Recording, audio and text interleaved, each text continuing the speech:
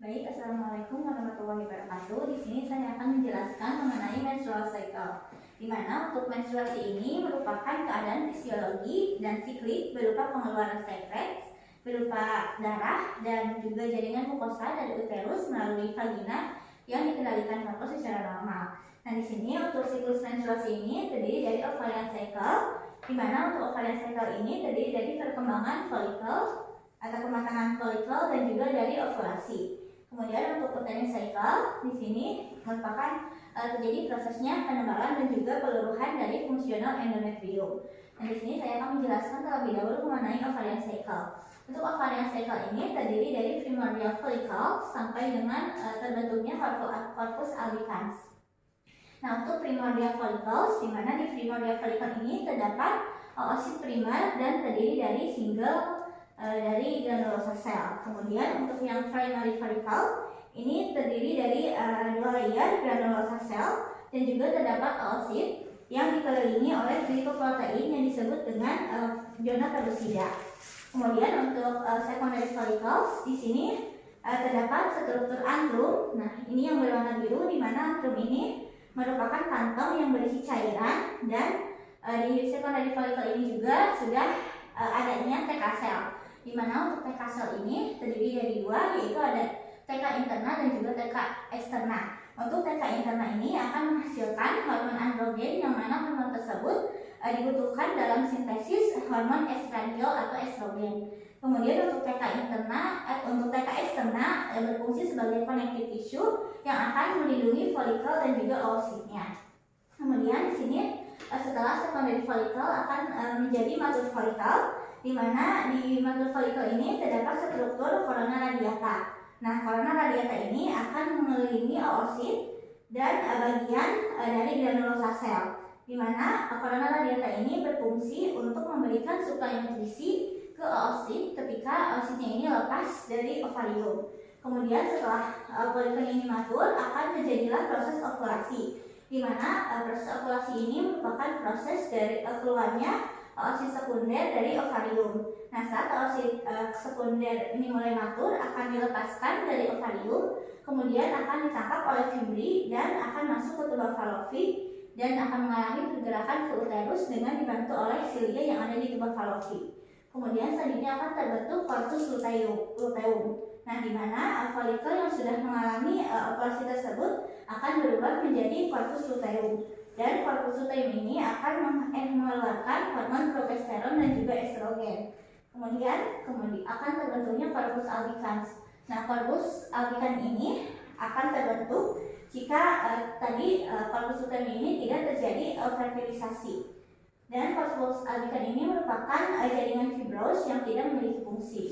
Nah, untuk perkembangan dari ovarian cycle ini, untuk primordial follicle dan primary follicles ini didukung dengan hormon FSH, sedangkan untuk secondary follicle, mature follicle ini didukung dengan adanya hormon FSH dan juga LH, sedangkan untuk ovulasi corpus luteum dan juga corpus luteum ini didukung dengan adanya hormon LH. Nah, selanjutnya untuk ovarian cycle ini terdiri dari dua fase, yaitu terdapat folikular fase di hari ke-1 sampai dengan 14 dan terdapat luteal fase 2 minggu akhir. Nah, di mana untuk folikular fase ini merupakan proses dari pematangan folikel, kemudian juga proliferasi mukosa uterin yang didominasi oleh hormon estrogen. Di mana untuk pada hari ke-2 sampai dengan ke-14 sampai hari ke-13 di sini akan terjadi proliferasi dari granulosa sel. Kemudian folikelnya ini akan tumbuh, kemudian berkembang lapisan luar atau TK sel, kemudian adanya respon LH terhadap LH dengan produksi estrogen dan akannya terjadinya mature follicle.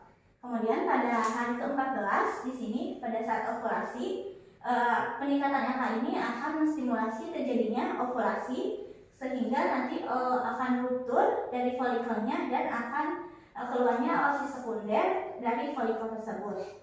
Kemudian ada luteal fase, di mana luteal fase ini terjadi 2 minggu terakhir, yaitu pada hari 15 sampai dengan 25 setelah oositnya ini keluar dari ovarium atau dari folikelnya ini, akan bermigrasi menuju uterus dengan melalui yaitu Buffalo V. Kemudian pada hari ke-25 saat oositnya ini keluar dan oositnya ini tidak mengalami fertilisasi, maka tidak ada pengeluaran dari HCG, kemudian tidak ada stimulasi dari corpus luteum.